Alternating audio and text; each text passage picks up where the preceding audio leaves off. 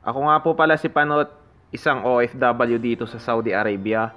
10 taon na po pala ako dito. Mayaman, kaso pera na lang talaga ang kulang.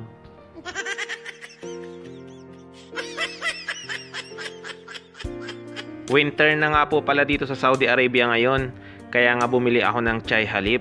Ang sabi nila mekos-mekos yan, pero hindi naman pala, magician nga si kuya. At syempre, kasi nga hindi tayo maarte, kaya nag-video rin ako ng pagmumukha ko. Hindi pala ako mahilig mag-filter at gumagamit ng Photolab, kasi nga kung ano yung nakikita nyo sa pagmumukha ko, yan din ang ugali ko. Kung pangit ang pagmumukha ko, pangit din ang ugali ko, pero mas pangit kayo. Oops, joke lang, hindi ka talaga niya iiwan. At syempre, kumakain nga po pala ako ng sambusa. Bumili pala ako ng 2 piraso kasi nga nagugutom na ako. Ang sambusa nga po pala dito ay parang lumpiang Shanghai. Ano yun? Lumpiang gulay. Ang sambusa nga po pala ay sikat dito sa Saudi Arabia.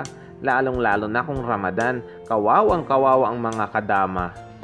Opo, tama po kayo sa narinig nyo. Kasi pag Ramadan po talaga, yan yung mostly na kinakain nila kung sa baga tinatawag na iftar dito sa Saudi Arabia.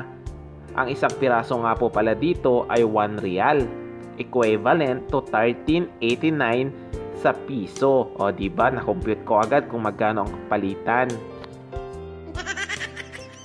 Mura lang dito yan sa Saudi Arabia, pero kung kukumputin mo true to peso, o diba, ganyan talaga ako magsalita, ewan ko ba dahil naka-brace ata ako, diba, mahal talaga sa Pilipinas yan, parang yung jowa mo, mahal ka ngayon, pero pagdating ng panahon, mumurahin ka na nun.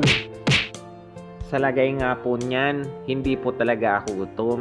Gutom na gutom, diba?